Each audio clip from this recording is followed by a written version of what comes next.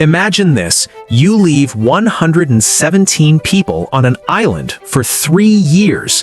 When you come back, they're all gone. No bodies, no blood, no signs of struggle, just gone. But here's the creepy part. Carved into a tree, you find one word, CROATOAN. This isn't some horror movie. This happened in real life in 1587 in America. And to this day, nobody knows where an entire colony of English settlers vanished to.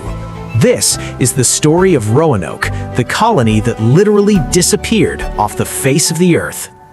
All right, let's set the scene. It's 1587. England wants a piece of the New World pie, right? So they send 117 colonists, men, women, and children, to Roanoke Island, off the coast of what's now North Carolina. Their leader? A guy named John White. Nice guy, actually. He was supposed to be the governor. But here's where it gets weird. These people landed in July, way too late to plant crops. Winter was coming and they had zero food stored. But did they turn back? Nope, they stayed. Already a bad sign. The Native Americans in the area, they were not happy. The English had already pissed them off in previous expeditions, killing their people, stealing their food. Some tribes straight up told them, "You need to leave," but the colonists ignored them. Classic move. Here's where it gets insane. Just 1 month after arriving, John White sailed back to England to get supplies. He promised he'd be back soon. Spoiler alert, he didn't come back for 3 years. Why? Oh, just a little thing called the Spanish Armada. England was at war, so nobody cared about some random colony in America. Those 117 people were left completely alone on an island, with dwindling supplies, angry natives, and no backup. Imagine being one of those colonists. You watch your governor sail away, promising to return, and then nothing. Weeks turn to months, months turn to years. You're starving, you're scared, and you have no idea if help is ever coming. Fast forward to August 18, 1590. John White finally returns to Roanoke. It's his granddaughter's 3rd birthday. Yeah, he left behind his own family. He's probably thinking, okay, they're gonna be mad, but at least they're alive. He arrives at the island and silence. Not a single person, not a single body. The houses dismantled, the fort torn down. It looked like they planned to leave, but where did they go? White searched everywhere. No graves, no skeletons, no signs of a fight. It was like they evaporated into thin air. On a wooden post, someone had carved the word CROATOAN. Now, here's the thing. CROATOAN was the name of a nearby island and a Native American tribe that was actually friendly to the English. So White thought, okay, maybe they went there for help. But here's the creepy part. Before he left, White had told the colonists, if you're in danger, carve a cross. If you're leaving by choice, just carve your destination. There was no cross, just CROATOAN. So did they leave peacefully? Were they taken? Did they go willingly? You'd think he'd immediately sail to CROATOAN to find them, right? Nope.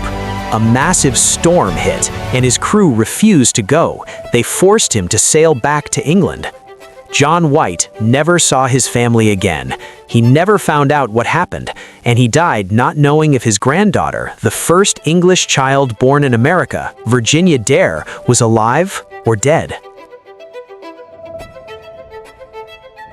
Okay, so 117 people don't just vanish. There are theories, lots of theories, and some of them are absolutely insane.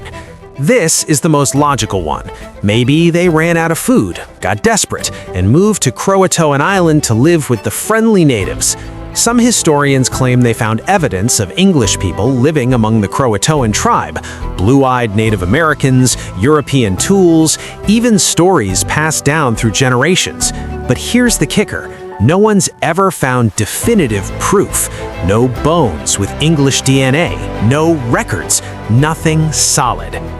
Remember those angry natives I mentioned? Some historians think they came back for revenge, wiped out the entire colony, burned the bodies, erased all evidence. But wait, if that's true, why was there no blood, no weapons, no signs of violence? It doesn't add up. Some people think the colonists got desperate, built boats, and tried to sail home. But crossing the Atlantic in makeshift boats? That's a death sentence. They would have drowned in the ocean, never to be found. Spain hated the English. They had spies everywhere. Some conspiracy theorists believe Spanish soldiers captured the colonists, took them prisoner, and either killed them or enslaved them in the Caribbean. There's actually some evidence for this. Spanish records mention capturing English settlers around that time. But were they from Roanoke? Nobody knows. Okay, hear me out. Some people think Roanoke is cursed. There are legends of strange lights, ghost sightings, and paranormal activity on the island. Some even claim the colonists encountered something otherworldly. Did they stumble into some kind of portal? Were they taken by something we can't explain? I mean, probably not. But also, how do 117 people disappear without a trace?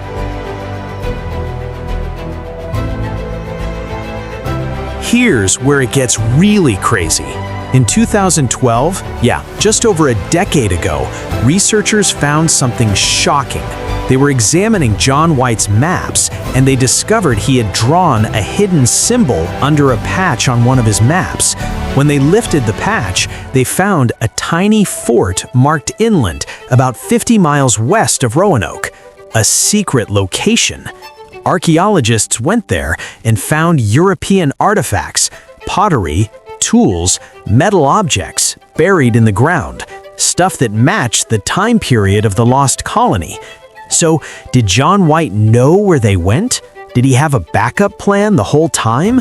Did the colonists move inland and White just never told anyone? But here's the problem.